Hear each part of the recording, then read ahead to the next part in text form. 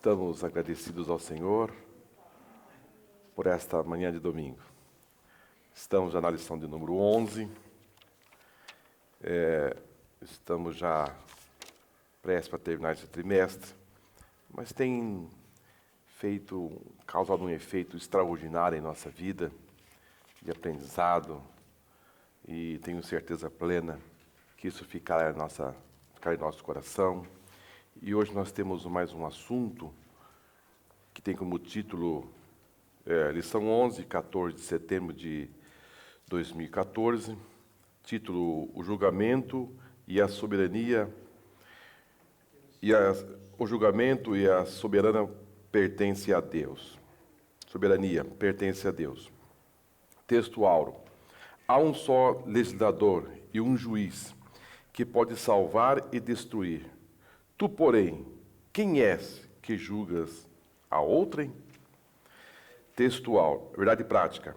Não podemos estar na posição de juízes contra as pessoas, pois somente Deus é o justo juiz. Então nós temos aqui um assunto muito importante. É bem verdade que essa lição, ela vem da lição de número 8. A lição de número 8, se não se lembrarem, ela trata a respeito da língua. E nós abordamos bastante esse assunto. E hoje essa lição vem dar assim, um complemento da lição de número 8. Não sei se os irmãos fazem uma associação da lição de número 8 com a lição de número 11. Ela vem dar assim um respaldo a respeito daquele assunto. E para tanto, nós temos essa oportunidade de reforçar. O apóstolo São Paulo, ele disse assim: meus irmãos, eu não me canso de dizer as mesmas palavras. Ou seja, a palavra de Deus, ela precisa ser reforçada em nós. Ela precisa ser reforçada. E nunca é demais reforçar um assunto de suma importância como este. Esse assunto é tão importante que trata-se da lei real. E a lei real é a lei de Deus. E Jesus chegou dizendo sobre esse assunto, como se dizendo o segundo mandamento. Porque o primeiro mandamento é amar a Deus sobre todas as coisas. E Jesus colocou ele como fosse um segundo. E amarás o teu próximo como a ti mesmo. Então, de 10 mandamentos, ficaram só em 2. Só em 2. É o resumo da lei. Resumo da lei. Porque o nono mandamento da lei real trata desse assunto. O nono mandamento. Lá da lei entregue lá no Monte Sinai. Ele fala a respeito de você levantar falsa testemunha contra o próximo. Falsa testemunha. E aqui Jesus resume e colocando ele em segundo lugar. Então, de 9 ele veio para segundo. Tal é a importância dele. É muito sério, viu, irmão? Esse assunto que o pastor José Lira trouxe nesse trimestre é um assunto que, assim, nós, os cristãos, às vezes tratamos outros assuntos como os assuntos mais fortes. Como que dizendo, tem maior impacto. Só que Jesus tratou esse assunto aqui como maior. Como maior. Como usar a fala de forma indevida. Jesus tratou ele com um peso muito grande. Porque quando você não trata isso no seu devido lugar, você passa a ser acima de Deus. Porque quando você toma o lugar de Deus para julgar as pessoas, porque se nem Deus está tomando o julgamento naquele momento, e quando você toma o julgamento, você está passando acima de Deus. Aí eu estou entrando no mesmo lugar que Satanás entrou. Exatamente. Isso é maior que Deus. Maior que Deus. Porque quando você entra com um julgamento sumário, Nem Deus está fazendo esse julgamento nesse momento. E quando você entra para julgar, então você está passando acima de Deus. É pesado. Muito sério isso. E quem de nós não está fazendo certos julgamentos? E a gente tem que se policiar bastante quanto a este assunto, porque ele é muito sério. Jesus tratou ele com muita seriedade. E nós precisamos tomar muito cuidado. Não sou eu, irmãos, que estou trazendo esse assunto novo como isso. Não, isso está na palavra de Deus. É um assunto que foi tratado por Deus na lei, entregado a Moisés, e ele foi reforçado por Jesus, e houve uma complementação do apóstolo São Paulo, pelo menos em 2 vezes, e Tiago, quando ele sai do assunto a respeito de nós nos afastarmos do sistema mundano, ele vira realmente a chave e entra direto na igreja. Nós não podemos fazer como presidente, não sei, Não. não tomei conhecimento, e a coisa está rolando, está acontecendo, e nós estamos fazendo de conta que não estamos vendo. Não pode ser assim também. Não, essa é uma outra parte, né? É outra parte. O que nós não podemos é... Julgar sem certeza, entrar no assunto sem ter uma comprovação. Exatamente. Tem coisa que está muito evidente. Há pessoas que pegam uma coisa de carona e vai embora. E isso é problema. Aliás, cada um no seu devido lugar. A igreja tem poderes para tomar certos julgamentos. A igreja tem, Deus delegou ela poderes. E as pessoas para tal. A igreja tem. Na terra, poder de ligar, desligar. A igreja tem. Agora, lá na sua casa, isolado, uma reunião lá numa lanchonete, lá você decidir a vida de um irmão, você não tem autoridade para isso. Até o sistema do mundo, irmão, quando um soldado comete uma infração, um outro soldado não vai julgá-lo. Quem vai julgá-lo é uma bancada diferenciada para tratar aquele assunto. Então, tudo tem o seu devido lugar, tudo tem o seu momento, e nós precisamos entender qual é o nosso espaço, qual é os nossos limites, até onde eu posso ir. Até onde eu posso ir. Um assunto é verdade, mas como é que você vai tratar esse assunto? Como é que você vai tratar esse assunto? Ah, mas é verdade, mas e aí? Então, tudo, irmãos, Deus colocou no seu devido lugar para que assim as coisas caminhassem bem. Amém? Leitura bíblica em classe. Tiago, capítulo 4, do versículo 11 ao 17. Irmãos, não faleis mal um dos outros. Quem fala mal do irmão e julga seu irmão, fala mal da lei. E julga a lei. E se tu julgas a lei, já não és observador da lei, mas juiz. Há um só legislador e um juiz, que pode salvar e destruir. Tu, porém, quem és, que julga outrem?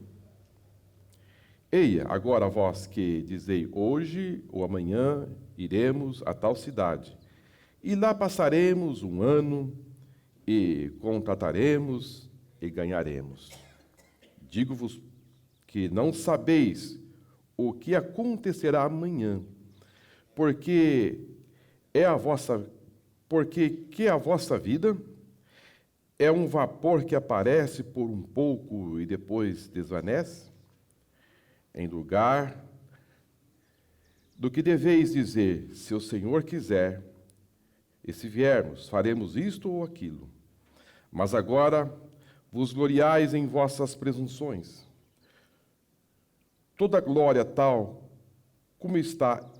como esta é maligna, aquele, pois, que sabe fazer o bem e não faz, comete pecado. Olha, irmão, só essa leitura aqui já nos dá um ponto muito forte a respeito daquilo que nós já tratamos já desde então. Ele muda aqui do versículo 13 para o versículo 14, aliás, do 12 para o 13, bruscamente. Ele está falando de um assunto e depois ele vai tratar de um outro assunto, no que se diz assim, dentro da mesma conotação, mas, porém, no sentido de presunção, de você decidir sua própria vida em detrimento de qualquer coisa a respeito de Deus. Ele faz uma virada no sentido de você viver aqui nesta vida, como que dizendo, eu não dependo de Deus. Eu sou uma pessoa sozinha, eu decido a minha vida.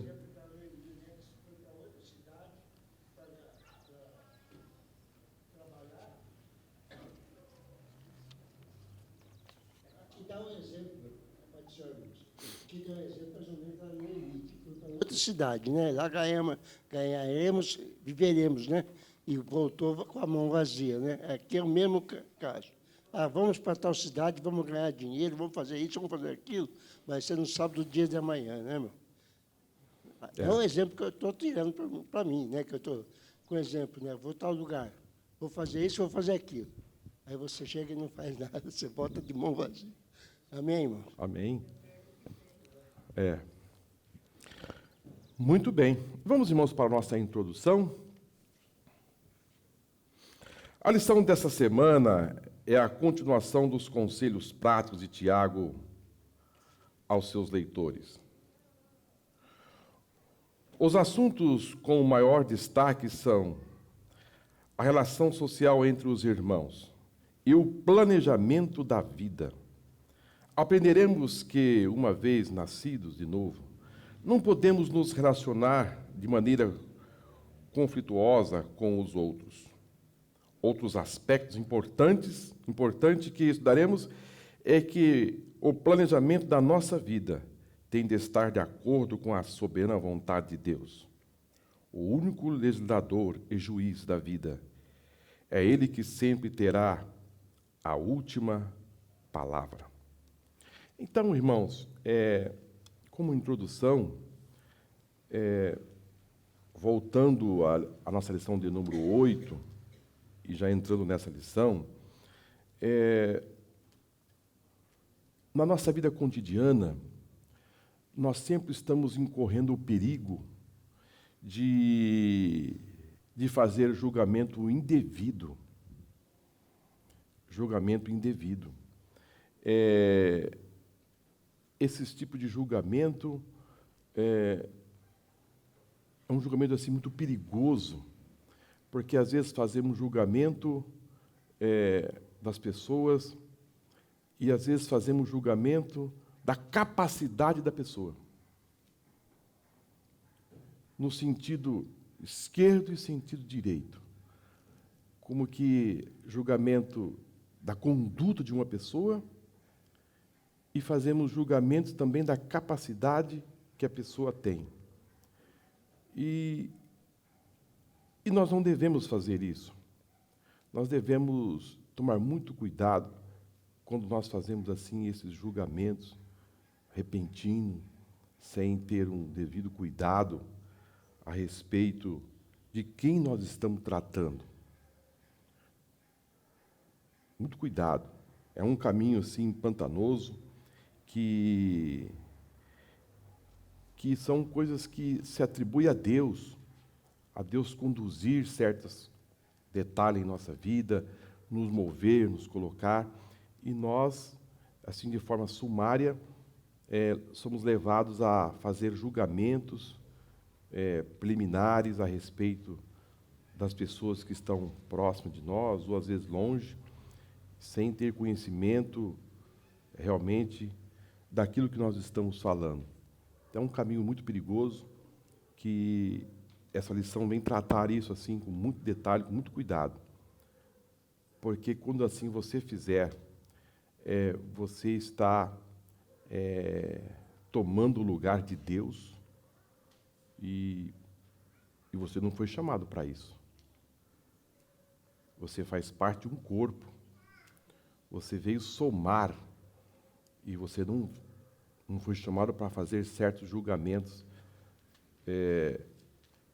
lá no seu quarto, lá na sua casa, enfim, e fazem julgamentos e vive esse julgamento, faz disso uma vida inteira, julgando e tratando assim desta forma. Eu diria aos irmãos que a gente tem que fazer pelo menos 3 perguntas quando assim questionado a respeito de uma outra pessoa. Pelo menos 3 perguntas. Menos 3 perguntas. Primeira pergunta é essa: é verdade? Você tem certeza do que você está falando? Você tem provas? Primeira pergunta. Você tem provas do que você está falando a respeito do outro? Se a coisa for levada para frente, você vai até o fim sustentando isso? Você sustenta isso? Você tem provas? A pessoa às vezes vai carregando um assunto, e depois você interroga de se você tem certeza do que você está falando? Você tem provas? Não, eu estou falando que me contaram. Aí complicou tudo. Ué, mas você está carregando um assunto que alguém te contaram? Não. Isso pode ser feito nunca. Você está carregando um assunto que te disseram, ou que você ouviu numa rodinha de alguém. A primeira pergunta: você tem provas? Você viu? Você tem certeza que você está falando? Não. Uma vez fui chamado uma pessoa numa reunião e ele saía dizendo um assunto, e ele foi chamado numa reunião forte de homens que podia decidir aquele assunto que ele estava falando, e perguntaram para ele: você disse, você falou, e aqui tem a testemunha que você disse. Na hora ele disse: não lembro se eu falei. Não lembro. Mas como não lembra? Não tenho lembrança se eu falei esse assunto. Ah, não, peraí. Então, fica difícil, irmão. Pessoas como onda do mar, uma hora está lá, outra hora está aqui. Não tem firmeza em nada do que se fala. A segunda pergunta, irmão, é essa: se esse assunto estivesse falando ao seu respeito, você gostaria?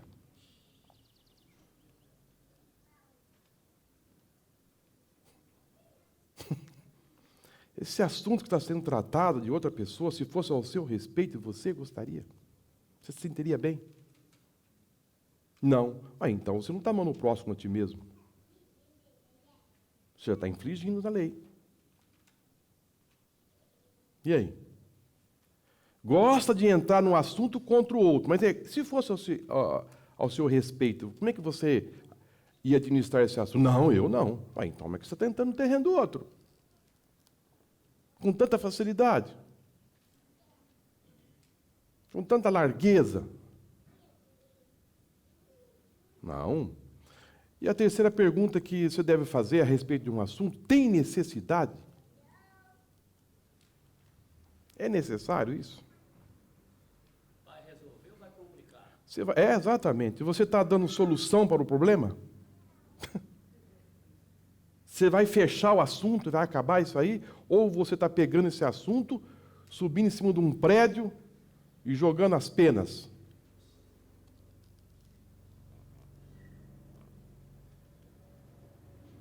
Se nós saíssemos daqui, irmãos, com essas 3 perguntas em nossa mente, e se nós encerrássemos a lição agora, e se você colocasse isso em prática na sua vida, nós teríamos um ganho muito grande. Só com essas 3 perguntas. Só com essas 3. Se nós saímos, olha, se chamar alguém e diz: olha, é verdade? Se fosse você, tem necessidade? É necessário tratar esse assunto?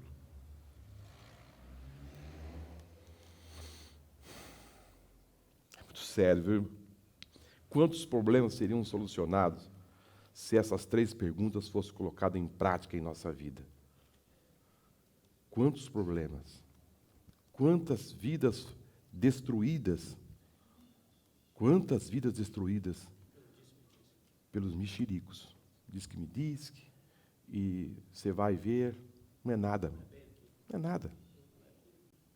Não é nada. Não tem fundamento, não tem sustentação. É mexerico de primeira. De primeira. E às vezes os mexericos começam pequenos e depois tomam uma dimensão tão forte, que foi o que aconteceu com Miriam. Ela começou com uma conversinha a respeito do casamento de Moisés, da mulher de Moisés, mexeriquinho, coisa de dentro de casa. Começou ali aquele mexerico, e o negócio... É bem verdade que Moisés deveria ter tomado uma outra postura a respeito desse assunto. Mas ele era um líder, irmão. Ele era o legislador. Era uma questão familiar. E quando a coisa não é tratada de forma correta, administrada no momento certo, a estancar, vai tomando a segunda dimensão, terceira, quarta, depois, irmão, vai embora. Aí Miriam já virou contra a autoridade dele.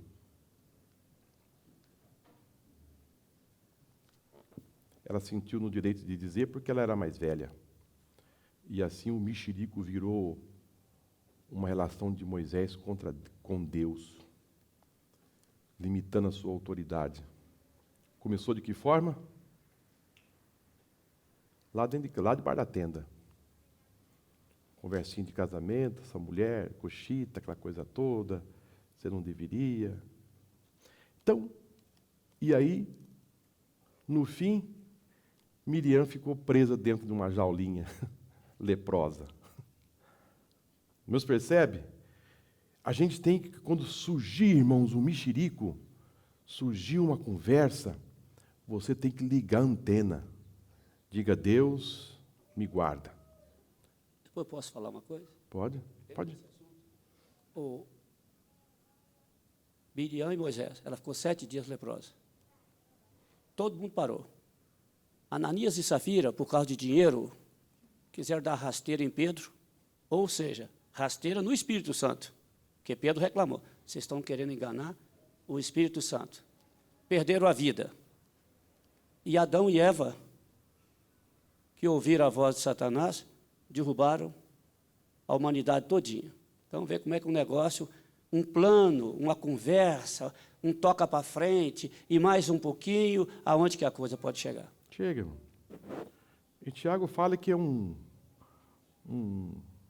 faísquinha. Incendeia o quê? Uma floresta inteira. Esses dias, aqui eu moro no 3º andar, jogaram uma bituca de cigarro lá de cima. O vento fez com que a bituca entrasse dentro de um apartamento. A sorte que o morador estava lá. Olha aí. Você vai chegar, sua parte cai em cima de um carpete, de um pano, e pega na cama, numa cadeira de madeira, e vai no sofá. Quando você chega em casa, sua casa está incendiada. O segundo passa para o terceiro, passa para o quarto, para o quinto. E de repente alguém está lá no 7º, vê aquela fogueira e se joga lá de cima. De medo. O que foi? Uma bituquinha de cigarro. Então, irmãos, nós precisamos compreender que nós vivemos numa comunidade. Nós vivemos em família. Aqui é uma família. E Paulo fala a respeito dessa família como um corpo, que um depende do outro. E esse corpo bem ajustado, ele vai crescendo.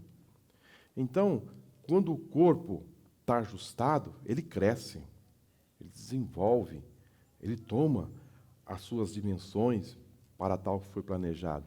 Agora, quando começa com doença, uma célula cancerosa, e começa a ter problemas, todo o corpo começa a sofrer. Todo o corpo. Então, e Jesus ele tomou tanto cuidado com isso, irmãos, que ele chamava os seus discípulos e disse: eu não quero que vocês briguem. Eu não quero que vocês se choquem. Eu quero que vocês amem uns aos outros, assim como eu vos amei. Ele fazia comparação entre ele e os seus discípulos, e queria que seus discípulos fizessem o mesmo. E Jesus insistia nisso em todo o tempo, irmão. Ele disse: eu não quero que vocês briguem. Eu vou para o meu Pai, mas eu vou mandar um consolador para estar consolando vocês, ajudando vocês. Então, esse negócio de intriga, irmão, de briga, de confusão, Deus não está nesse meio. E tem gente que gosta de um veneno, irmão. Gosta de estar levantando o dedo, apontando, e, sabe, uma insatisfação generalizada. E há pessoas, irmãos, que têm sempre uma pessoa contra ela. Não já perceberam? Sempre tem alguém que está pegando no pé dela, ou pegando no pé dele. Você vai conversar com essa pessoa, a pessoa só, olha, seu fulano, está contra mim, fiz isso comigo, está sempre insatisfeito. Eu acho que é algo assim, tremendo, que a pessoa... E é a vida inteira, irmão. Quando não é A, é B, é C, e está sempre dizendo contra alguém. Então, muito cuidado, irmão, se associar. E, às vezes, irmão, essas pessoas têm um poder de... Persuasão é a palavra correta.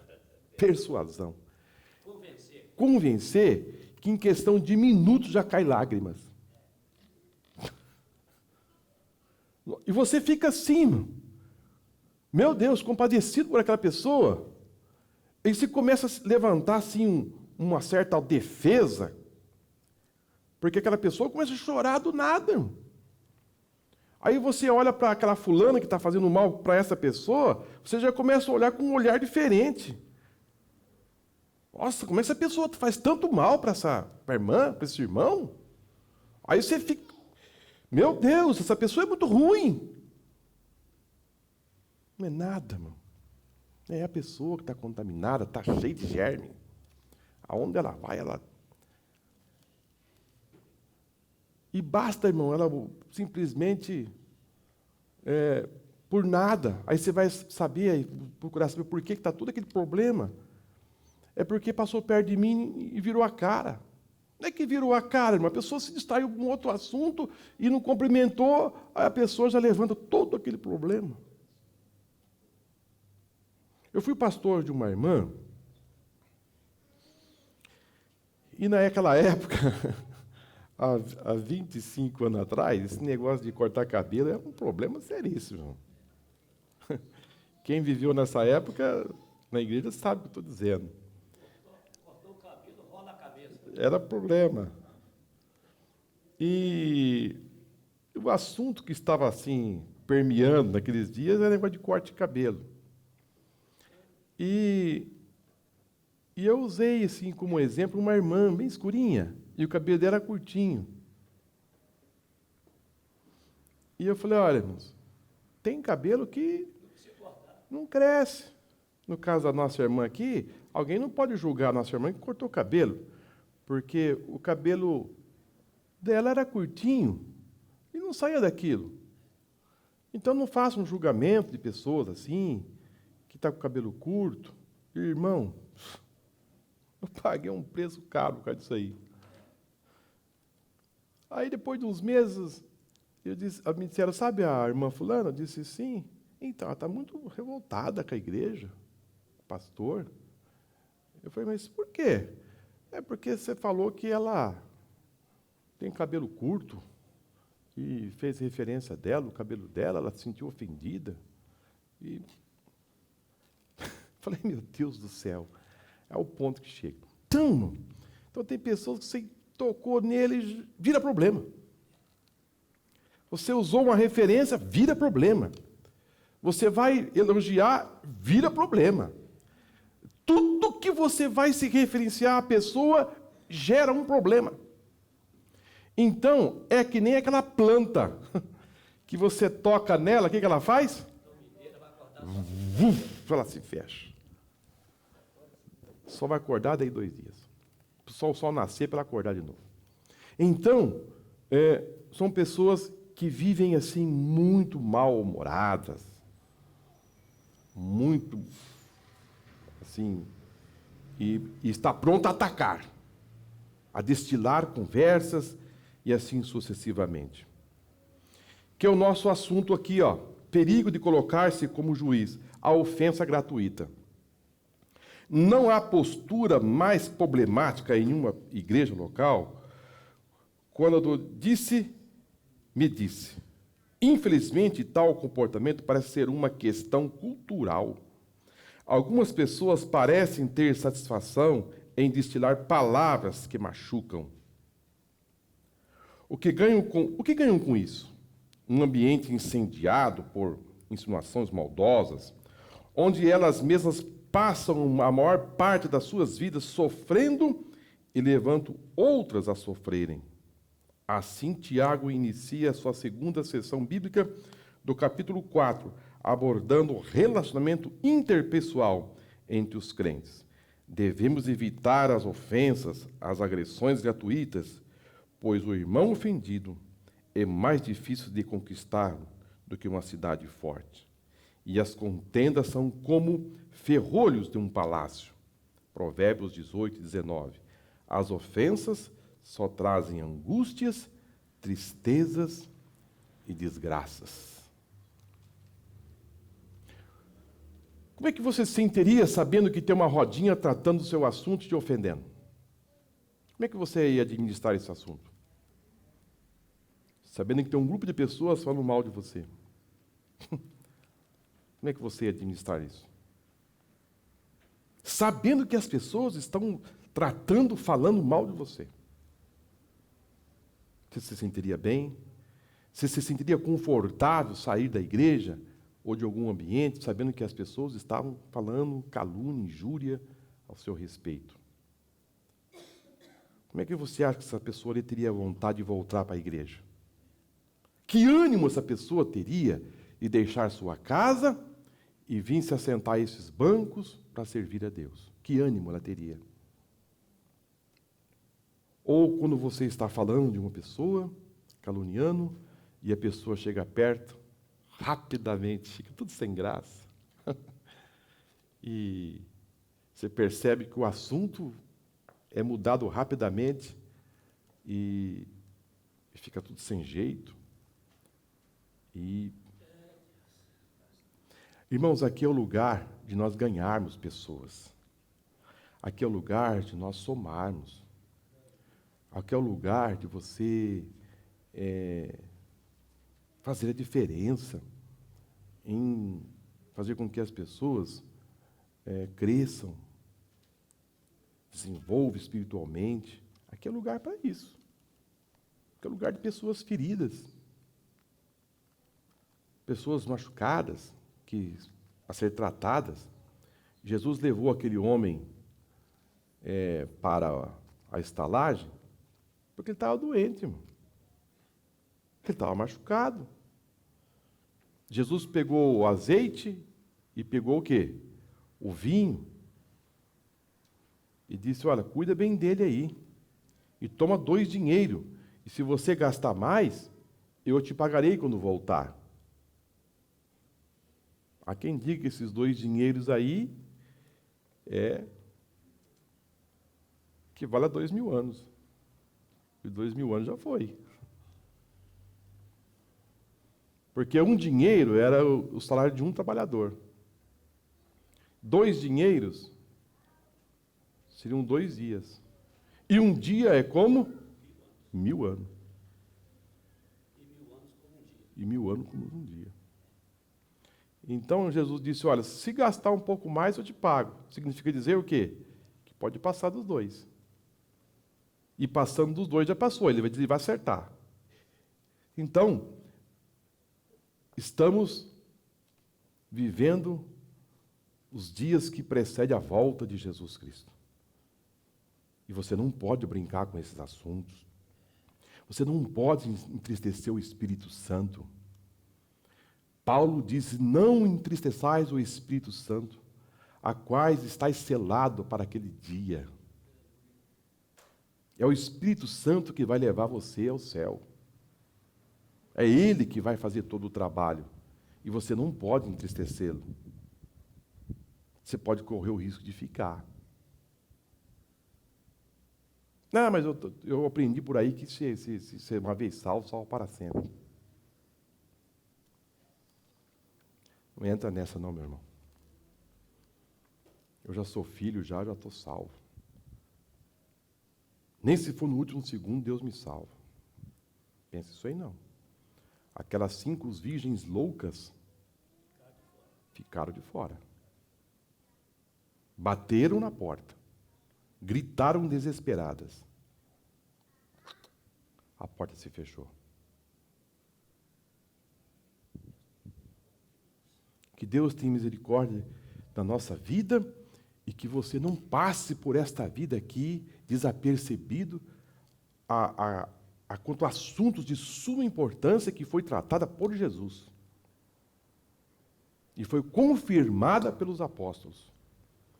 E Tiago, meu irmão de Jesus, reforçou esse assunto com muita clareza a respeito da nossa conduta dentro da nossa comunidade. O diabo está lançando todos os seus venenos por aí para que você viva uma vida assim, como que para você tudo está resolvido. Não está não está nada resolvido. Só se resolve as coisas de 2 formas. Quando você fecha os olhos aqui, está resolvido. Ou para o céu ou para o inferno. Aí resolveu. Ou quando Jesus voltar. Enquanto isso, você tem que batalhar. Você tem que lutar. Você tem que conquistar o seu espaço, crescer, se desenvolver e lutar até o fim.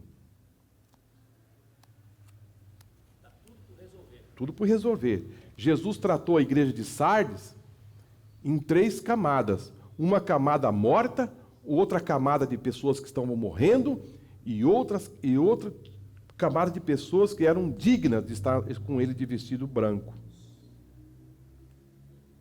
Então você pode estar correndo perigo de estar caindo pelo lado daqueles que estão morrendo. De como a pessoa morre? Quando a pessoa começa a não mais observar a lei, viver, e quando você passa a ser juiz de situações, e a pessoa se torna um Deus nesta vida. Uma das ações do diabo, irmãos, desde o princípio, é fazer com que as pessoas se tornem um Deus. Isso aí é o seu lema, é o seu foco. Você precisa ser um Deus também. Quando ele diz para Eva, se você comer essa fruta, você vai ser igual a quem, ele falou? Igual a Deus. E o seu instinto lá no princípio disse, subirei acima das estrelas e serei semelhante ao Altíssimo. Então, a humanidade hoje, ela é ensinada, os seus ensinamentos maléficos, que cada pessoa é um semideus, é um Deus. Você que decide a sua vida. Por isso que Tiago começa a entrar aqui, ele vira dizendo a respeito das pessoas que querem ser Deus. Eu vou fazer, eu aconteço, eu resolvo, eu dito regras, eu tomo conta da minha vida e Deus não existe. Eu julgo, eu dou vida, eu mato, eu que decido o destino dessa pessoa, daquela pessoa, eu sou um Deus. Então tá, este é um ensinamento que o diabo está trazendo hoje. São os verdadeiros ditadores, ambulantes que vivem ditando como tem que ser feito, como é a regra da vida, mata, esse aqui serve, esse não serve. E outros estão na porta do céu dizendo, entra, fica. O outro fica na porta da igreja. Nós precisamos arrancar aquela pessoa daqui da igreja que não serve. Ou a pessoa não vem vindo mais. Graças a Deus. Foi-se. Não, irmãos. Nós não podemos pensar assim. temos que pensar, como eu vou fazer para conquistar um irmão? Um certo pregador, ele decidiu jejuar para encontrar 3 qualidades em uma pessoa. Eu vou jejuar para me encontrar 3 qualidades boas em uma pessoa, e assim ele fez. Porque há pessoas que olham para o outro, só acham coisa ruim. Então, se você jejuar e buscar a Deus, você vai encontrar qualidades nessa pessoa que você entende que é tão ruim. Olha aí. Eu vou encontrar qualidades nesta pessoa. E você vai encontrando qualidades nesta pessoa, você vai começar a olhar diferente. Essa pessoa que você julga que é tão ruim, você vai orar e vai jejuar, e você vai descobrir que essa pessoa tem coisas boas. Eu já contei aqui para os irmãos que aquele conto milenar daquela chinesinha que queria matar a sua sogra. Ela queria matar a sua sogra. Não podia nem ver a sogra. A sogra precisava morrer. E ela descobriu que tinha uma feiticeira, que tinha uma erva, e que desse assim um chazinho todos os dias à tarde. No cabo de 6 meses, a velhinha morria. E a autópsia não ia pegar a causa da morte. E a chinesinha, ao descobrir desta feiticeira, ela disse: agora resolvi o meu problema, porque eu vou dar fim na minha sogra e eu não serei presa. E ela bateu na casa da feiticeira, e a feiticeira disse: entra. Ela contou a história da feiticeira: isso aqui é fácil de ser resolvido. Eu tenho uma erva aqui, e você vai dar um chá para sua sogra todos os dias à tarde, acompanhado, logicamente, com uma bolachinha, para não ser os chazinhos puros. Passa uma manteiguinha. Hoje tem aquele requeijãozinho, polenguinho. Dá ali de chazinho, e você não pode dar o chazinho para sua sogra e despedi-la automaticamente. Você tem que dar o chazinho e vai ter um papinho com ela para ela não se aperceber. Ela vai tomando, e depois de 6 meses, ela vai fechar os olhos. E você vai ficar livre dela. A chinesinha saiu numa felicidade com aquela árvore na mão. E no outro dia, ela morava no fundo da casa da sogra. Chamou: minha sogra, fiz um chazinho, vamos tomar? E a coitada da velhinha não está sabendo de nada. Inocente, sentou, disse: nossa, minha norinha foi tão cortês hoje, chamou tomar um chá. E a velhinha só no chazinho, tomando. E ela olhava. Passava uma semana, dava uma olhadinha assim na coloração da pele da coitada da velha. E a velha não estava com a mesma coloração, não mudava em nada. Eu disse: será que esse veneno está fazendo efeito? Mas eu tenho que ficar tranquila, porque ela disse 6 meses. E eu quero o resultado já na primeira semana. E vá achar a velha. Chá e bolacha. Toda tarde. Toda tarde. Passado 3 meses, irmão. 3 meses. A chinesinha entrou em desespero. Bateu na casa da feiticeira. Disse: preciso conversar com a senhora. Disse: o que é? A senhora tem um outro chá que tira o efeito desse chá venenoso? Ela disse: não, esse é o chá que eu tenho. Ela disse: eu estou desesperada. Mas disse: por quê? É porque agora, no fato de eu estar conversando com a minha sogra, ela é boa. Aquilo que a imagem que eu tinha da minha sogra sumiu. Ela é muito boa, bacana. A gente teve uma afinidade tão boa, e eu entendi que ela não deve mais morrer. Aí a feiticeira disse assim: ela não vai morrer. Esse chá aí vai dando mais vida para ela a cada dia. Esse chá aí é um chá, é um calmante. É o chá da... Esse chá é um ponto de encontro de vocês duas. O que estava faltando é vocês conversarem. O que estava faltando é vocês trocarem conversas, palavras. Um ficava de um lado, ficava do outro e se odiando. Você falando mal dela para as outras pessoas, isso vai trazendo combustível contra você mesmo. Ela disse, então ela não vai morrer? Disse, não. Pode continuar dando chá para ela, se você quiser, pode parar, mas a sua sogra não vai morrer. Isso é uma estratégia. Irmãos, chama uma pessoa que você tem pouca afinidade, leva para sua casa, dá um chazinho. Começa a bater um papo. Você vai ver que as coisas vão mudar.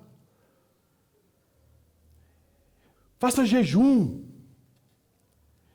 E você vai ver que essa diversidade que existe, Deus dá essa cor diferente, é para você realmente se aproveitar disso, e você vai ver que a vida é tão bela, é tão maravilhosa, e que as pessoas são tão boas. Não são tão ruins como vocês pensam, não. As pessoas têm coisas boas para oferecer, e você vai usufruir disso, vai trocar esse lado, e vai ser tão bom. Quando você se aproximar mais dessas pessoas, você vai ver... Eu, quando era solteiro, chegou uma pessoa para mim na sede e falou assim, Marcos, eu tinha uma imagem tão negativa sua. É porque eu não te conhecia. Eu te via de longe, assim, pensava que você era uma outra pessoa. Nossa, quanto tempo perdido. É assim, irmãos, a vida. Então, essas ofensas gratuitas, isso aí, irmão, é totalmente prejudicial. E há pessoas que vão no vácuo do outro, irmão. Odeia o irmão gratuitamente, só porque alguém falou alguma coisa. Ele pega essa carona e leva a vida inteira.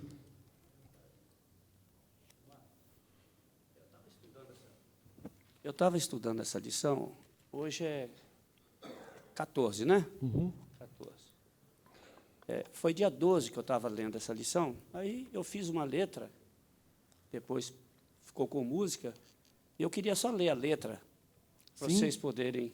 Sim. Quero olhar o outro com o olhar de Deus.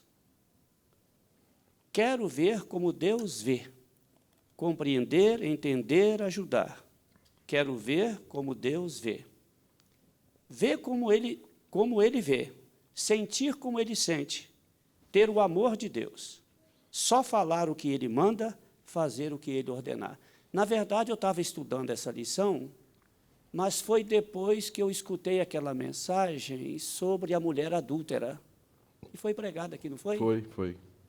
Foi depois, eu acho que foi depois daquela mensagem. Foi depois da mensagem. E quando eu estava estudando a lição, essa lição aqui. Então, é porque se a gente... Não foi sobre a adúltera. Foi sobre o estudo de Ruth. Quando você trouxe o estudo na quinta-feira aqui, na quinta-feira que você falou assim, meu senhor, como é que o senhor me vê assim, sendo eu uma estrangeira?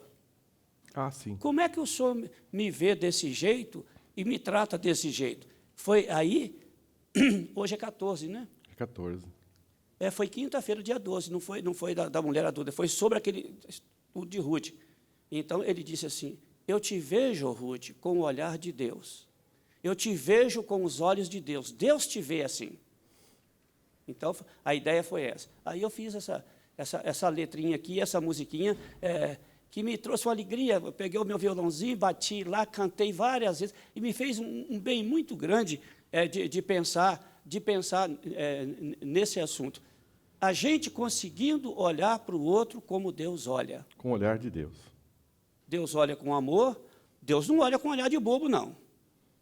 Se tem alguém esperto, é Deus, esperto no bom sentido, que lê o coração, mais do que ver a aparência, ele vê o coração. Mas eu achei muito importante isso, foi no dia do estudo da Ruth, não foi da mulher adúltera, não. Depois precisa achar um violãozinho para o pastor Paulo tocar. Vamos providenciar um violãozinho, irmão Eric.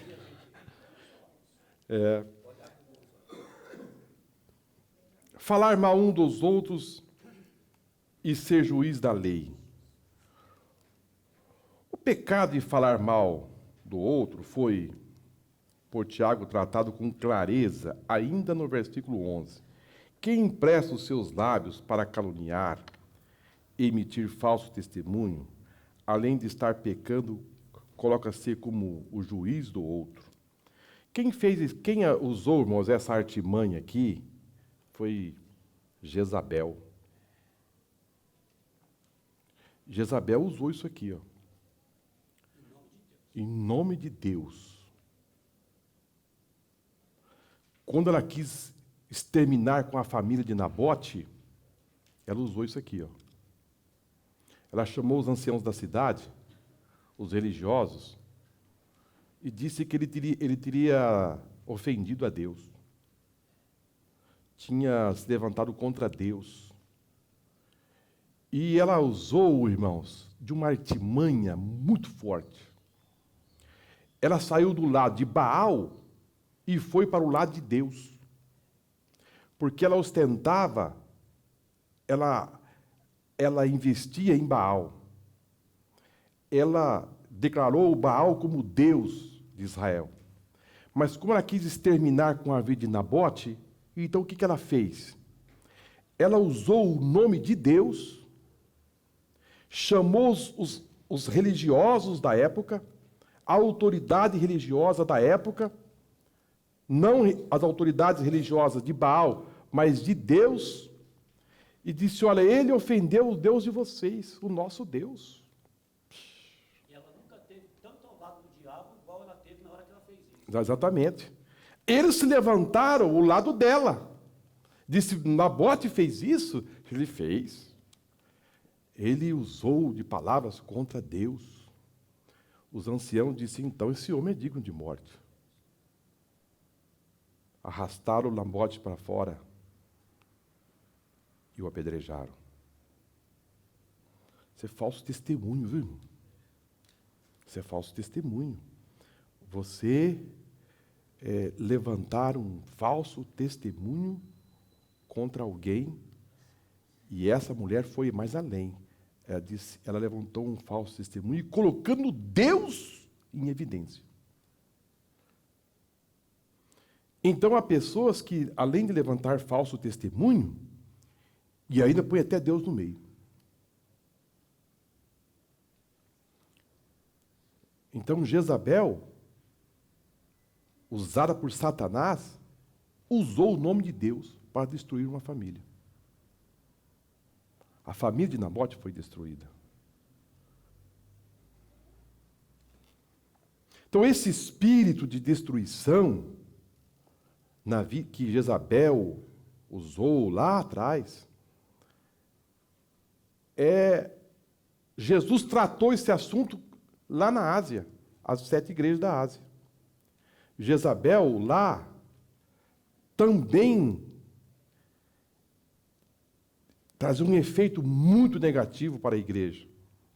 Uma vez eu fui estudar a respeito desse assunto e uma linha de pensamento de teólogos entende que Jezabel ali era a mulher do pastor. Ela queria mandar em tudo e destruir tudo. Ou seja, dava a vida para quem queria e matava quem ela queria. Levanta falso testemunho. E há pessoas, irmãos, que têm assim, ele pega essa linha de falso testemunho para satisfazer os seus desejos. Então, ou seja, eu preciso crescer, eu preciso tomar o lugar de alguém. Então, em quem eu tenho que pisar? Eu preciso levantar uma conversa de destruição. Então, eu preciso que essa pessoa, a sua imagem dela precisa ser denegrida para que ela fique abaixo e eu apareça. Então, um falso testemunho. Eu posso falar uma coisa sobre isso? Como professor? Sim, pastor. A gente percebe isso na infância. Na infância? Na infância. Verdade.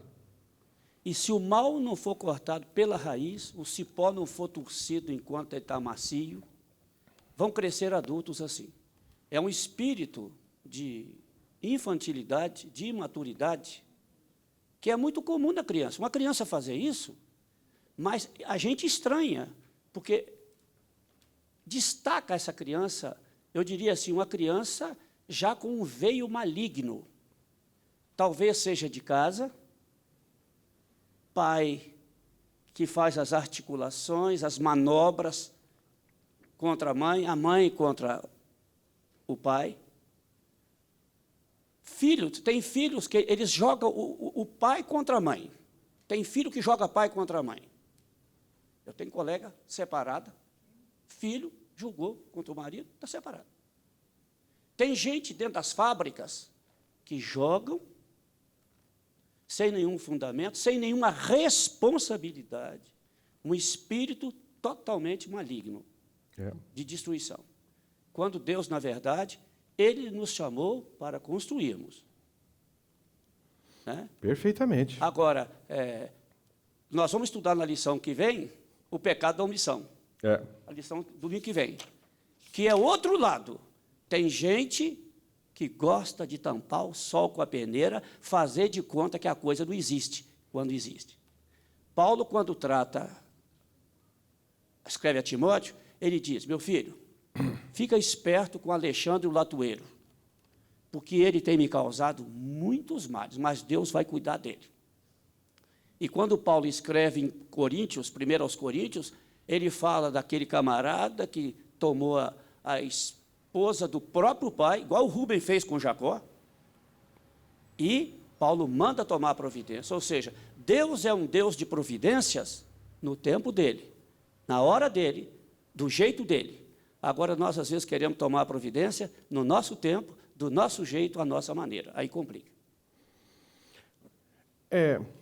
Trabalhando dentro dessa linha, a lei de Deus, irmãos, ela trata esse assunto que o pastor Paulo falou, está em 1 Coríntios, capítulo 5, versículo 6, a respeito daquele homem que abusava da mulher do seu pai. É o seguinte, a lei, vamos entender agora esse assunto assim, de forma seguinte, a lei que Deus aplicou, que Deus determinou, ela vem no sentido corretivo, no sentido corretivo. Isso é de suma importância nós entendermos aqui nesta manhã. A lei vem no sentido corretivo. Há pessoas que usam a lei no sentido punitivo, de destruição. São diferenças de valores, irmãos. E a diferença é excomunal. É muito grande, é um abismo enorme. O duro é quando você usa a lei no sentido para destruição. A graça, ela aplica a lei para corrigir.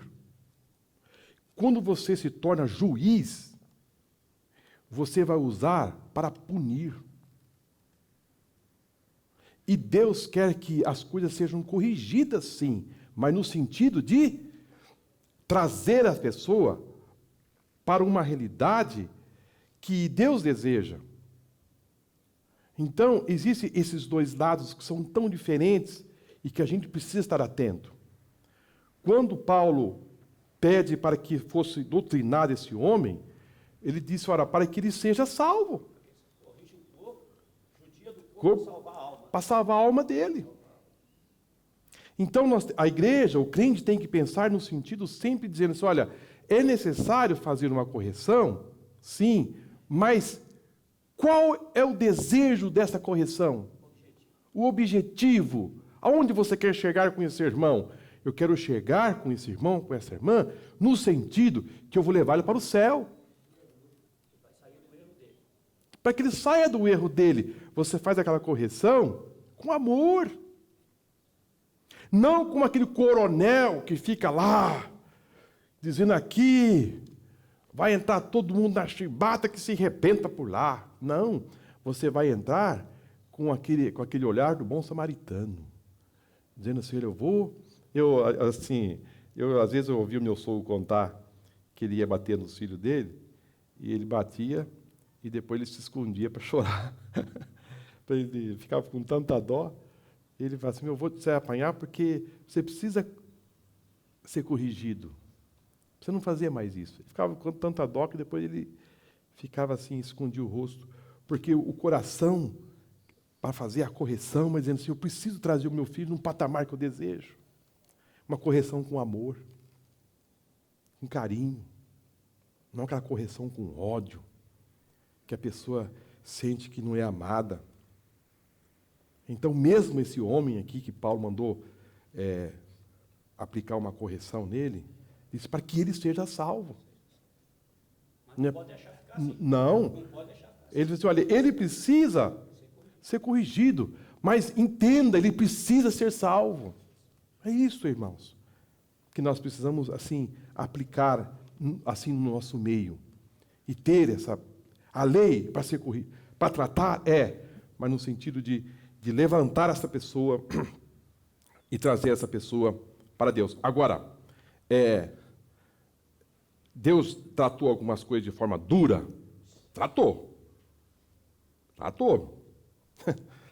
Tratou uma coisa de forma duríssima. Eu penso que o que aconteceu com Ananias e Safira foi dura. Perdeu 2, mas ganhou uns 1.000. Né? Foi dura. Perdeu 2, mas ganhou uns 1.000, porque o temor veio. Veio. Porque, veja bem, irmão, eles venderam as terras. Houve um gesto de amor? Não houve? Venderam. Vamos vender bem? Vamos. Vamos ajudar? Vamos. Colocaram à venda. Colocaram no primeira mão. Colocaram nos bons negócios. E alguém ligou e disse, Safira, está vendendo as terras? Estou vendendo. Bem, vamos ajudar a igreja. Não houve um gesto de amor? De ajudar? Houve, irmão. Vamos entender, houve. Porque ele podia dizer, não vamos vender nada. Vamos ficar com tudo, nós não vamos ajudar. Tudo é nosso. Alguém quiser vender, que venda. Mas o meu aqui eu não vou vender. Eles decidiram vender e ajudar. Só que não disseram a verdade. Não disseram a verdade. Por quanto que vendeu? Vendeu por tanto. Não mentiste a nós, Ananias. Vocês mentiram ao Espírito Santo. Um dom que Pedro tinha. Discernimento, revelação, A sabedoria, o saber da verdade. Vocês não mentiram a nós, mas mentiram ao Espírito Santo. Pumba, caiu. Foi dura. Eu penso que foi dura. Mas mentiu. Mentiu ao Espírito Santo. E daqui a pouco vem a esposa.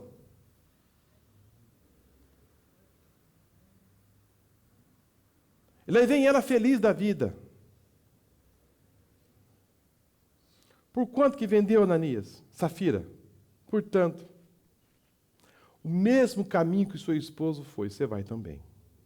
Vamos embora.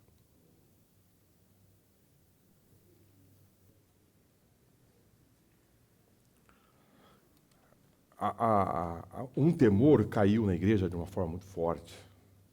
Muito forte. Eles viram que a coisa era séria. Eles viram que as coisas não eram de brincadeira. Eles perceberam que existia uma autoridade na vida daqueles apóstolos.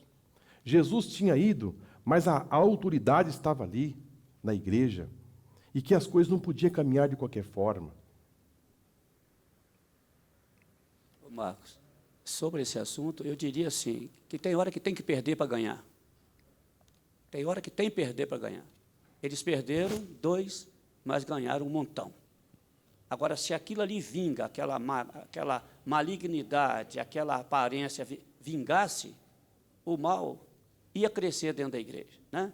Assim, das intenções, faz uma coisa querendo dizer que é uma coisa, mas no fundo é outra, dá querendo receber, empresta querendo, entende? Está do seu lado para poder fazer você ficar do lado dele. Então, tem umas coisas que não podem vingar no meio do povo de Deus, né? Elas têm que ser tiradas. E, no caso aí, com a morte de Ananias e Safira, o temor veio sobre a igreja. Aonde a notícia chegou, todo mundo colocou a barba de molho, porque Deus não se brinca e de Deus não se zomba. A coisa é séria. Agora, aconteceu certas coisas no início da nossa igreja, porque houve a necessidade de ter uma aplicação mais dura, porque a igreja estava iniciando. Houve uma necessidade muito forte em várias áreas, em termos de milagres e tantas coisas mais. A igreja estava iniciando. O Espírito Santo, o saber de Deus, a forma que Deus trabalhou no início, vamos entender que a igreja estava iniciando, precisou ter uma intensidade mais forte em várias áreas. E essa foi uma.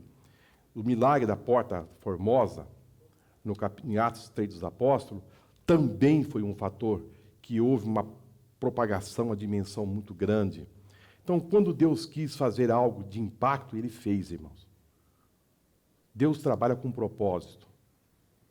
Deus trabalha assim, de forma cirúrgica, para as suas realizações. Deus faz cirurgias tremendas, que gera certo tipo de impacto, e que Ele, quando Ele quer atingir aquilo, os seus intentos, Ele faz.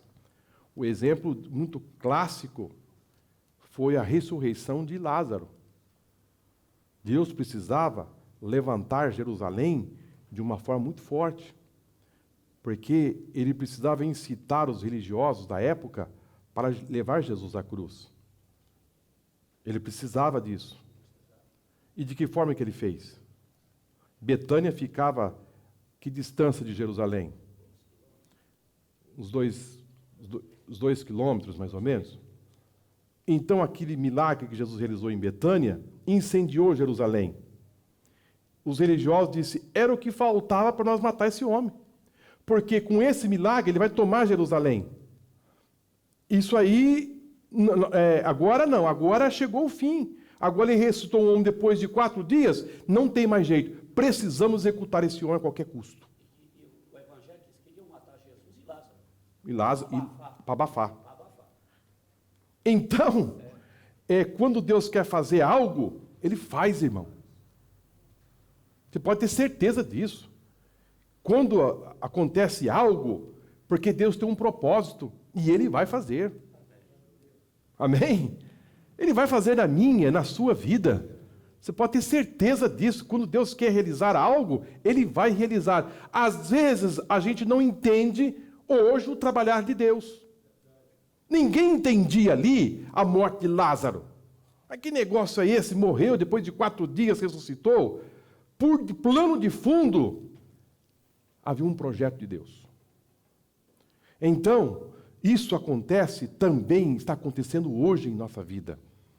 Está acontecendo algo agora, e que vai tomar uma dimensão amanhã, a semana que vem. Quando você se aperceber, Deus arrebentou uma mina ali, porque Ele quer fazer correr um rio aqui. Aí já não tem mais controle, já aconteceu. Então, o desenhar de Deus, irmãos, é tremendo. A gente passa pela Bíblia assim, a gente vai olhando, a gente começa a perceber e diz, Deus, como o Senhor trabalha de uma forma tão linda. Vamos, irmãos, para... Eu estou sem relógio? 10h20, eu tenho mais poucos minutinhos. A brevidade da vida e a necessidade do reconhecimento da soberania divina. Plano meramente humano. É comum, algumas vezes, falarmos, daqui tantos anos vou fazer isso. Em 2018, eu farei aquilo, etc. É verdade que precisamos planejar a vida. Entretanto, todo planejamento deve ser feito com a soberania do alto. Isso é uma dádiva de Deus.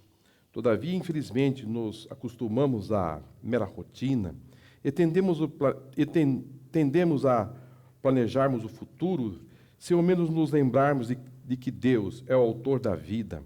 Tem de ser consultado, pois tudo o que temos é fruto da sua boa misericórdia.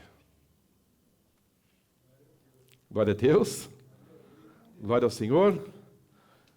Como é que você está planejando a sua vida? Irmãos, o planejamento é de suma importância. Sim ou não? Você precisa planejar a sua vida. Quem que não planeja a sua vida? Faz um planejamento, faz as suas contas. Jesus ensinou você a construir uma casa, não ensinou? Você tem que fazer as contas de quanto você vai gastar, né? Vou construir um edifício de 3 andares, quanto que você tem? Eu tenho R$1.000 e vou começar a obra. Meu irmão, como é que você vai fazer? Como é que você vai terminar isso? Você não vai pagar nem o alicerce, mas eu vou construir. Só o engenheiro para assumir a obra já vai mais do que isso. Já vai mais do que isso? Não vai sair do papel. Não vai sair. Mas fica só na vontade, mas o dinheiro não tem. Então Jesus ensinou, quando você for construir, faça o planejamento primeiro, de quanto você vai gastar. Não vai trocando os pés pelas mãos e depois dizer, Deus, resolve. Não é assim que funciona, irmão. Deus lhe paga. Tem gente que está colocando uma dívida para Deus assim, de uma forma assim tão grande, que a dívida está lá em cima, assim, Deus é que vai pagar tudo aquilo. Não. Irmãos, tem que ser de forma assim, coerente, planejada. Deus quer que você tenha tudo certinho, planejado, as coisas, bem organizado. Agora, nesse planejamento que você está fazendo esse planejamento sozinho? Aí que é o problema. Não é errado você planejar. Você deve planejar. Mas então, como é que eu vou fazer? Como é que eu vou cuidar da minha vida?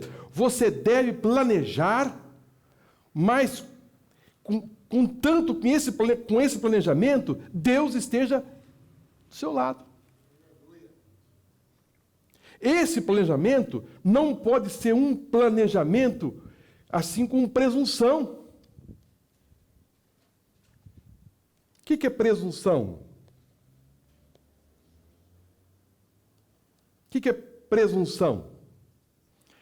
Presunção, mas eu trouxe aqui para os irmãos pelo menos 3 definições.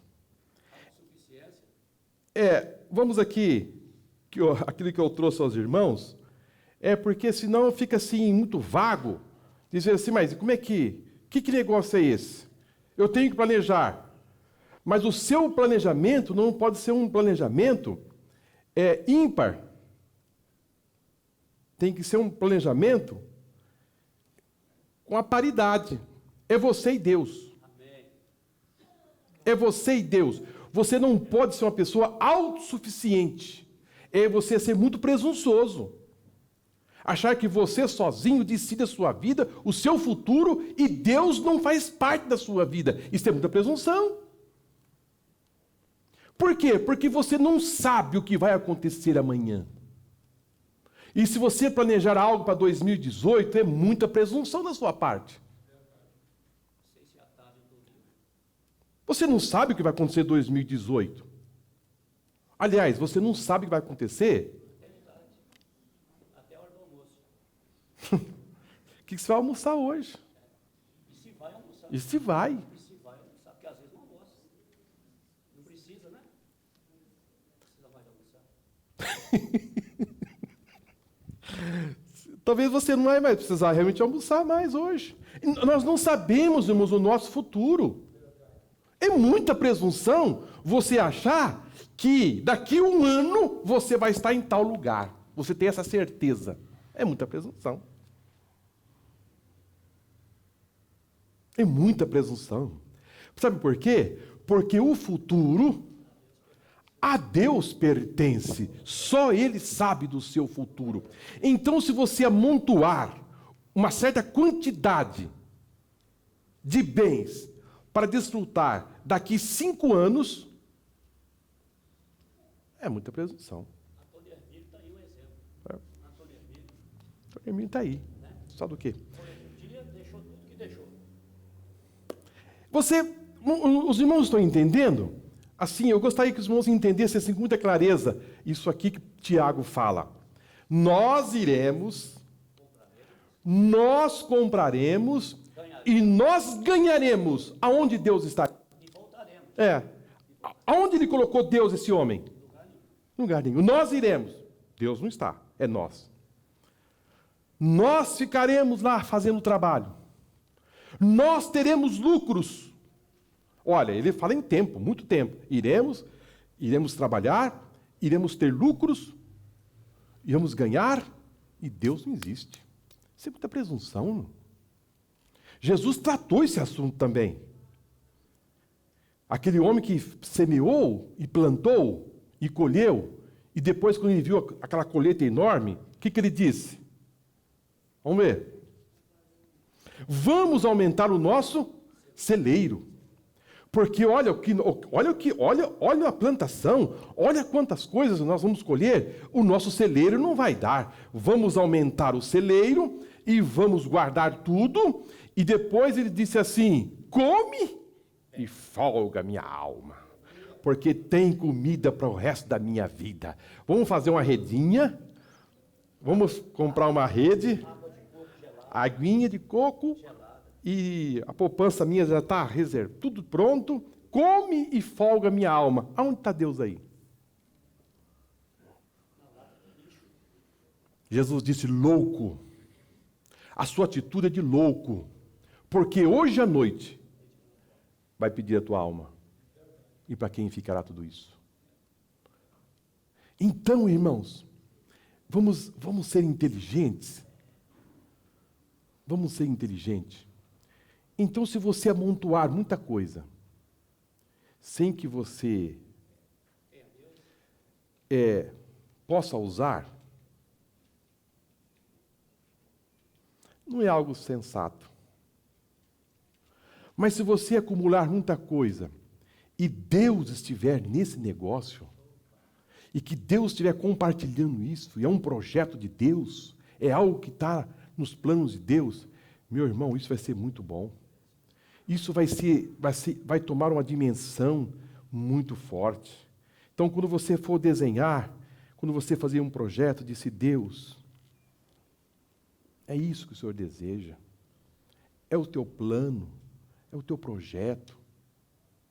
E Deus vai se associar com seus planos, com seus projetos.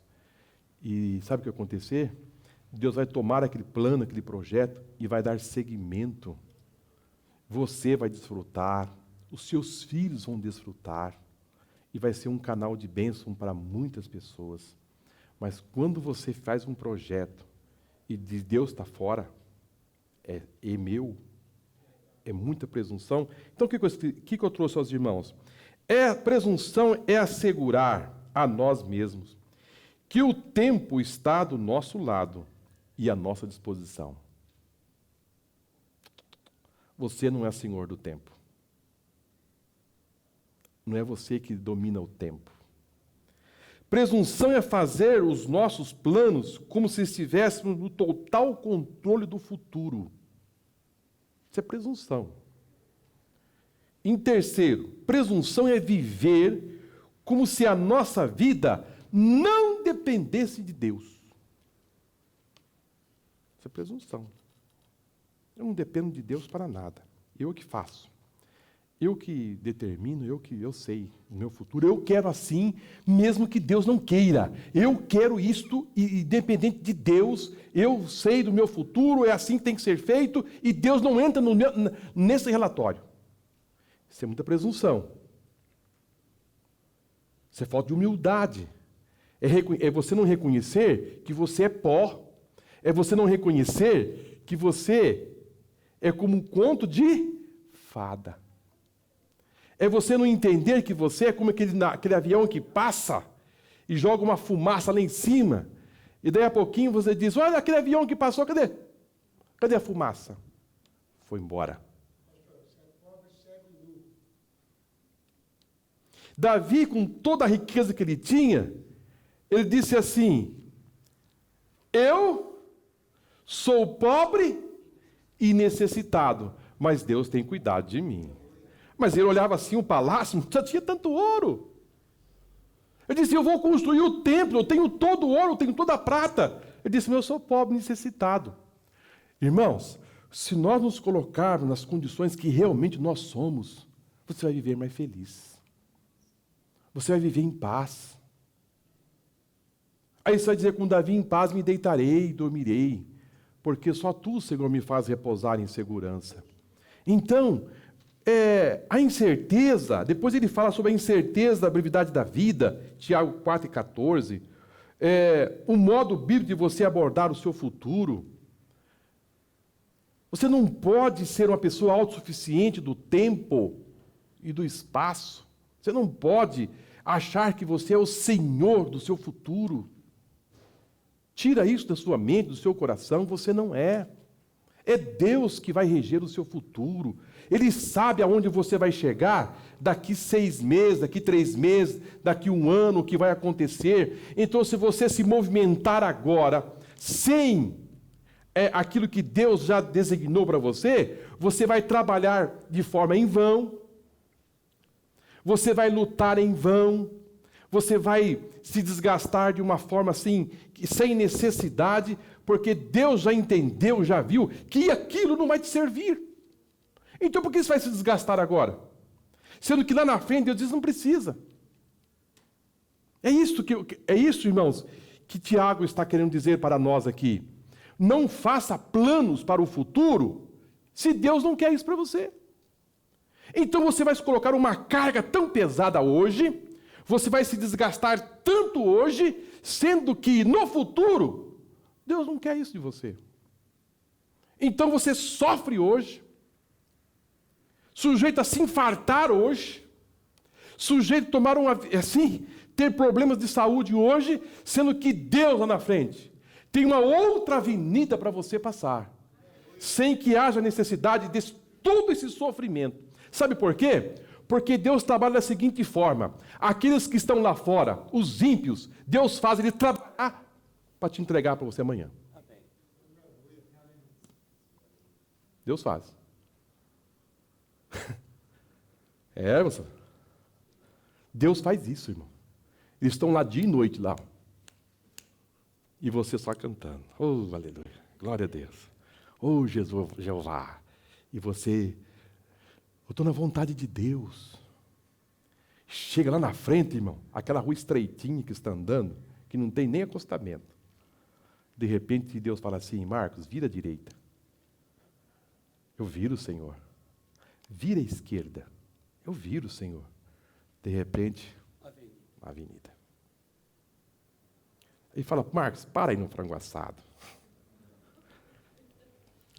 Aí eu sento na mesa, chega o garçom, ô doutor, tudo bem? Tudo bem. Passou um senhor aqui, já deixou essa mesa aqui, tudo que o senhor for comer já está pago. Oh, muito obrigado. É isso, irmãos. Em tese, em síntese, é isso. Você precisa viver hoje. Olha, irmãos, eu estava meditando nessa revista,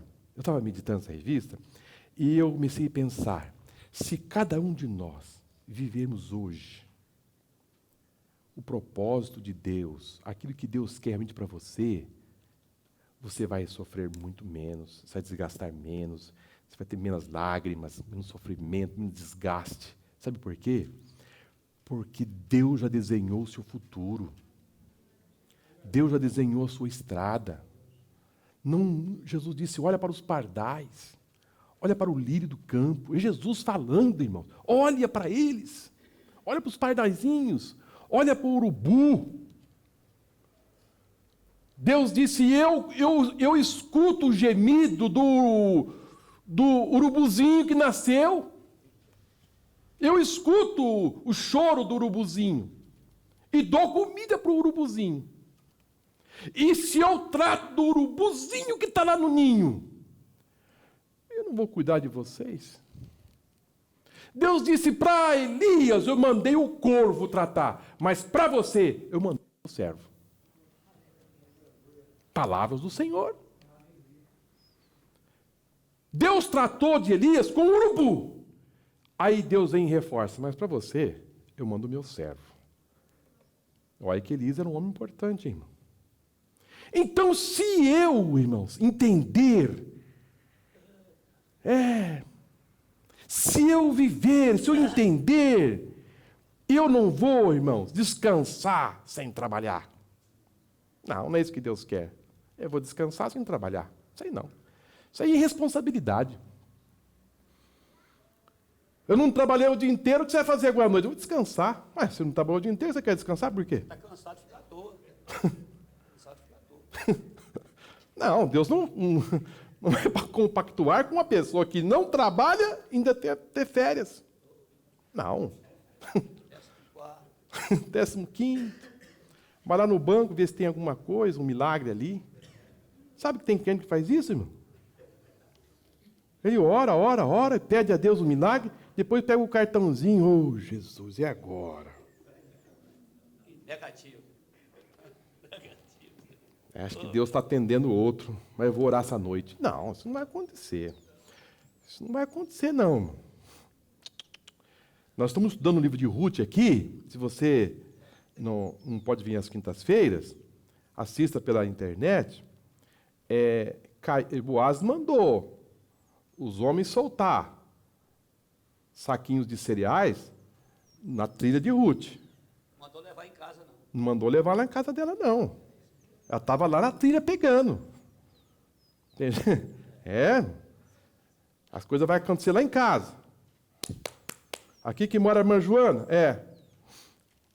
Nesse S está dizendo que você vai no banco pegar o dinheiro. Isso não existe, irmão. Você precisa estar na fileira lá, catando, e lá Deus vai mandar outra bênção maior para você. Então, vamos entender isso. Irmãos, eu penso que, assim, essa escola bíblica de hoje encheu muito meu coração. Se você sair daqui hoje entendendo que você não precisa desesperar, porque você não vai achar nenhum pardalzinho com um enxadãozinho nas costas, carpindo e nem plantando. Plantando eles plantam, sim. Ele pega a sementinha e joga, ele não sabe nem o que está fazendo. Ele está jogando a sementinha aí, nem está sabendo. Você vai ver que Deus cuida do lírio, cuida dos pardais. Então, o que você precisa é fazer a sua parte e dizer assim, é por isso que Jesus disse, bem-aventurados os pobres de espírito, porque deles é o reino do céu.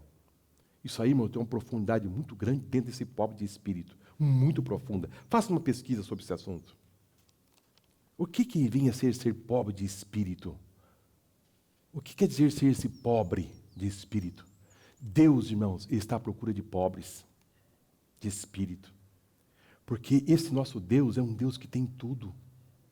E enquanto ele encontra alguém que diz, eu sou pobre, ele manda algo para você.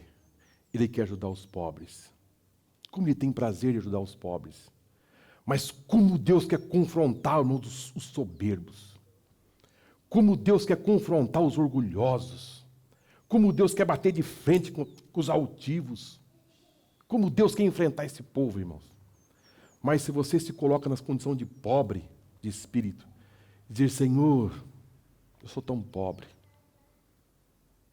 Mas cuide de mim, Senhor. Eu sou tão pobre, eu preciso da tua orientação.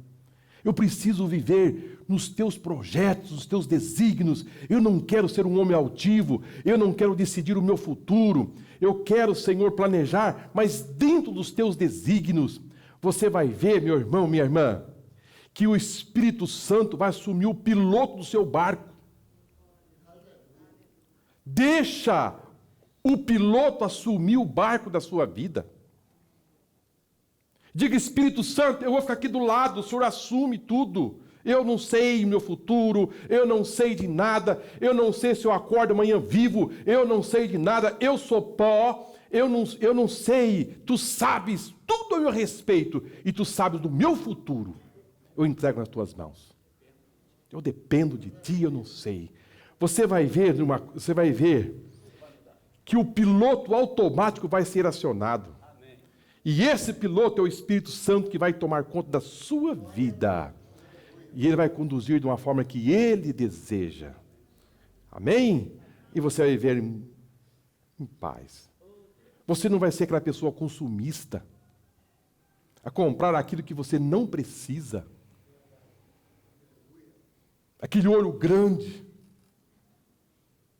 aquele olhão, que tudo quer.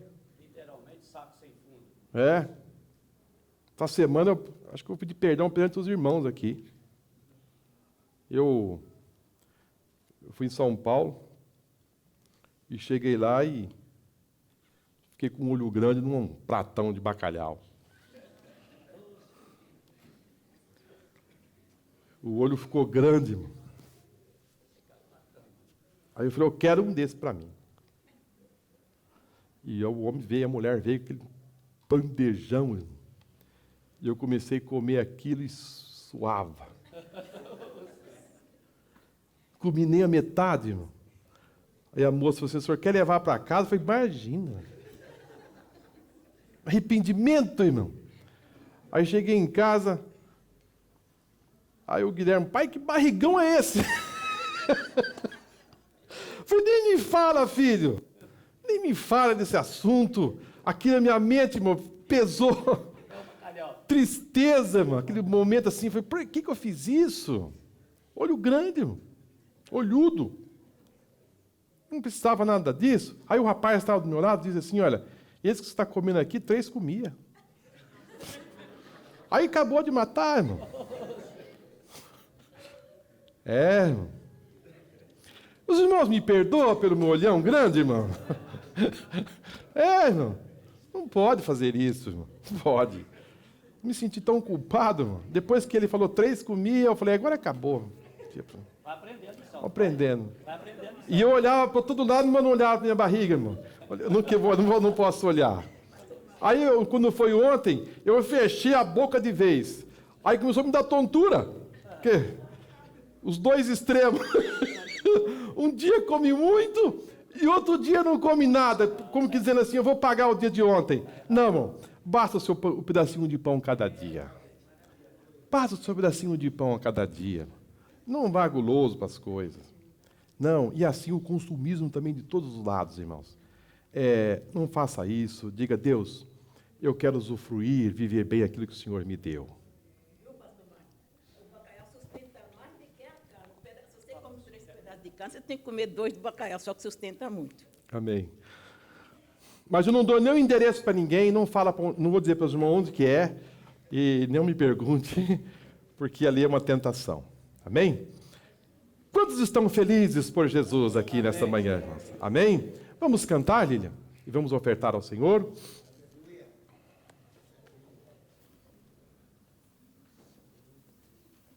Irmã Renata, irmão pastor Samuel.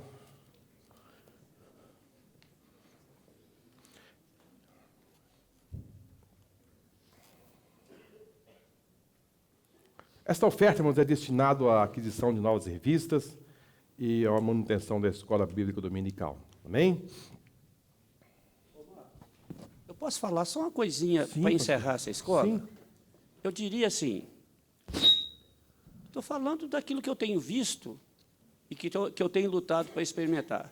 Quando a gente gasta tempo com Deus para planejar as coisas, depois a gente não perde sono de noite. Não perde.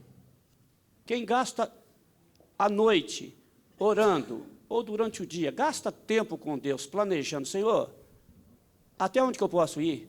Como que eu devo fazer? Gastou tempo, não gastou? Não é perder tempo, não. O pessoal usa a palavra perder diferente.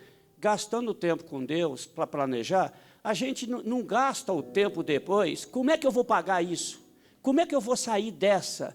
Como é que eu entrei nessa conversa que agora eu não posso provar e que estão me chamando para provar? Como é que eu vou fazer? Como é que eu saio dessa? E vai perder noite de sono. Às vezes, um pequeno detalhe, viu, irmãos? Assim, pequenos detalhes em nossa vida. Você vai comprar um quadro, achou bonito o quadro? Muito lindo. É muito bonito? É. Mas você vai colocar o quadro na parede, não vai? Esse quadro vai precisar de manutenção. Alguém precisa limpar. Então não é porque as coisas, é porque é bonito que você vai comprar. Eu estou dando um exemplo muito simples para os irmãos, mas isso também tem conotação em nossas casas. É bonito? É. Você vai colocar ali? Vai. Mas passa a mão ali e vê se tem pó. Alguém não limpou. Precisou de manutenção. Então as coisas bonitas, tudo aquilo que vem diante dos seus olhos, é necessário você ter. Porque se Deus manda você comprar, Ele vai dar a condição para a manutenção.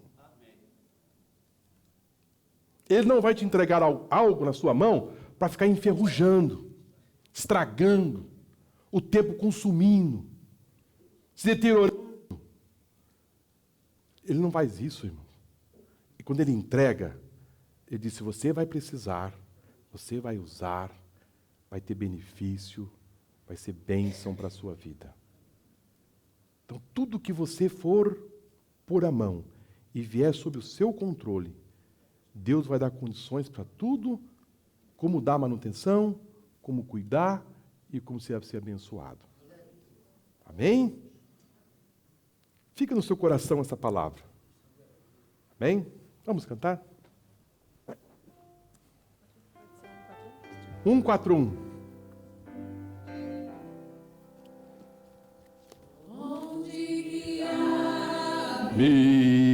Meu Senhor, eu seguirei com seu amor. É sua mão que me conduz por mim ferida sob a cruz. Guia-me sempre, meu Senhor, guia meus passos, Salvador. Tu me compraste sobre a cruz, rege-me em tudo, meu Jesus. Acho prazer em te seguir, descanso e paz me faz sentir. Doce é a mim o teu querer, gozo me traz obedecer. Guia-me sempre, meu Senhor, guia meus passos, Salvador. Tu me compraste sobre a cruz, rege-me em tudo, meu Jesus. Sigo sem medo, meu Senhor, que me encheu do seu amor, sentindo perto a sua mão, posso cantar na escuridão. E sempre, meu Senhor, guia meus passos, Salvador. Tu me compraste sobre a cruz, rege-me em tudo, meu Jesus. Para seu reino me conduz, pelos jardins reveladores. Lá ficou morto, veio eu, lá meu espírito reviveu. Guia-me sempre, meu Senhor, guia meus passos, Salvador. Tu me compraste sobre a cruz, rege-me em tudo, meu Jesus.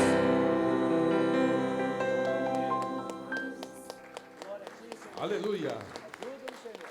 Glória a Deus! Que nós possamos ser guiados sempre pelo Senhor.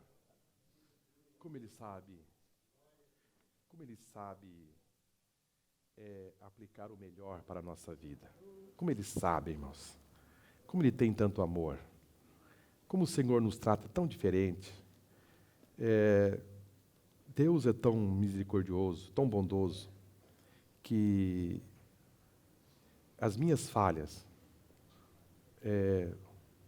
os meus pecados, Deus trata de uma forma assim, aplicando tanto amor, tanta misericórdia, tanto perdão.